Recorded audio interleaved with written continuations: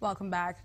There is a global threat of several internet-related challenges, and Africa is not left out in relation to security risks, infringement and protection of personal data. Some experts have argued that there is no security in the African web space, a situation that should be taken more seriously in order to avert debilitating realities for internet users across the continent. Hence, the need to enact data protection laws. Well, with me here to discuss this further is Victor Ekwalo. He's a tech analyst. A warm welcome to you. Thank you very much for having me. Okay, so is it true that the African web space is different from the other continents of the world? Yes, it is very much different. Africa has a very largely unregulated web space in terms of the law. So generally around the world, the internet and the law are still two very areas that have not completely merged. So the law doesn't still understand how the internet works to a very large extent. So there is still a lot of loopholes when it comes to laws and legislations and whatnot.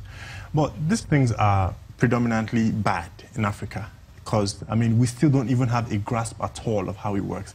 So in Europe, in the Americas, there is a whole lot of stronger cyber laws than there is in Africa.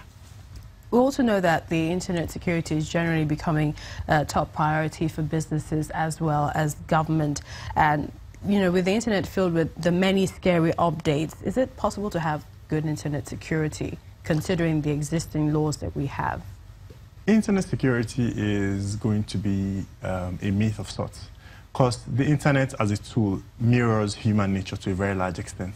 So when you have people playing in a large unregulated space, there's bound to be some level of chaos. There's bound to be some people trying to take advantage of other people. So this means that you can't be completely secure at any point, regardless of what security measures are put in place. People are still going to find loopholes around this thing. So internet security as a whole is something that I don't think will happen anytime in the nearest future. But, you know, some of us are also using, you know, apps like the Facebook and Yes. some of these other apps, and their laws and regulations and changes are affecting us here on the continent as well. So social media is a different ball game from the internet. I mean, these days, social media has become the internet for a lot of people, but social media and the internet are two very different things. Social media are interconnection tools that we all use and we've gotten so very much used to.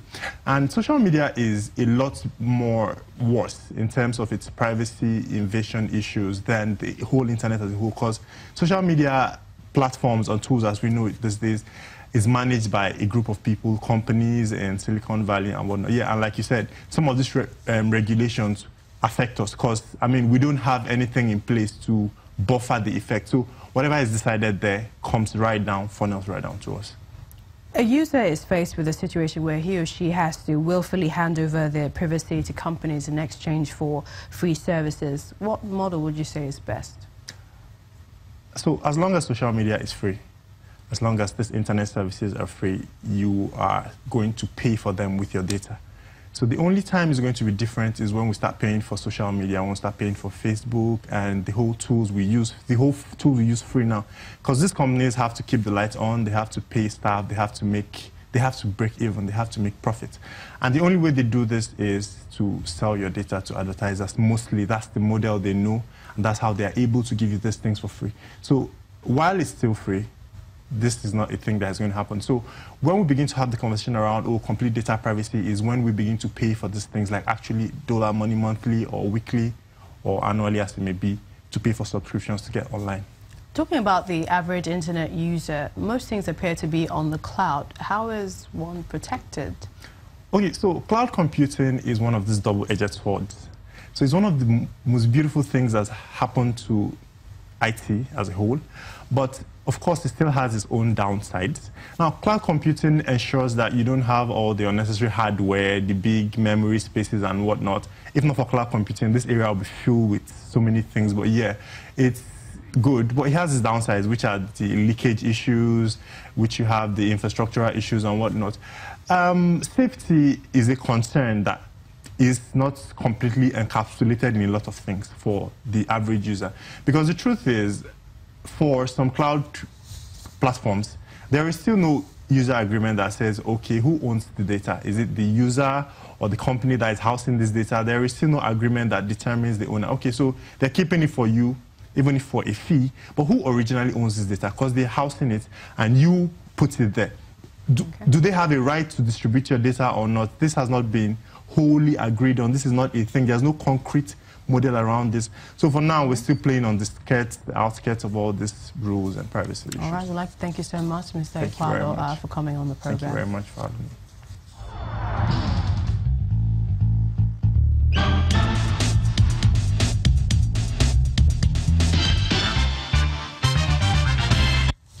And an Egyptian workshop is working on reviving the business of manufacturing horse-drawn carts. This is a rare craft that is currently serving for the taste of nostalgic customers and tourist attractions in the country. Off the shores of ancient Alexandria, one Egyptian craftsman remains loyal to the dying art of horse-drawn carriage manufacturing.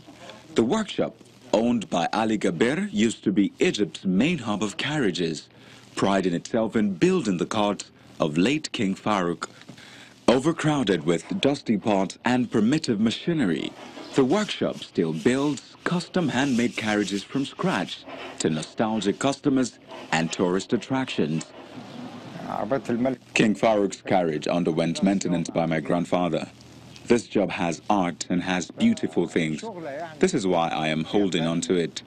Any other job has many people doing it. Our job is unique. Not a lot of people work in it. The carriage requires paying extra attention to meticulous detail while manufacturing, especially when it comes to the sturdy wooden wheels, copper coils, natural seating leather, and metal handles. Kabir and other workers start off by sawing and measuring the wood to a specific design. Metal is used inside the wood for a frame. Coils, nails and stairs are then fitted. The most important thing is quality in everything. The wood, the metal and the coils have to be firm. There should be natural leather and good paint. A cart takes a long time to manufacture. Various hands are working with me. I am not alone. The only available carriages on Egyptian streets are horse-drawn touristic carriages, namely hantour or donkey-drawn carriages used to transport material cheaply. I wish I could find more carts in the streets. It is a nice thing. Tourists could use the cart. People will be happy riding this. They are not like tuk-tuks or vehicles. When people see carts like this, they are left in awe and will give praise to the handyman. People would love to see how these are made. Kabir now follows his family tradition, but instead of building carriages for royalty, he now provides carriages for hotels and touristic attractions. Nostalgic. Well, that's the program for this week. Many thanks for watching. I'm Millicent Walker.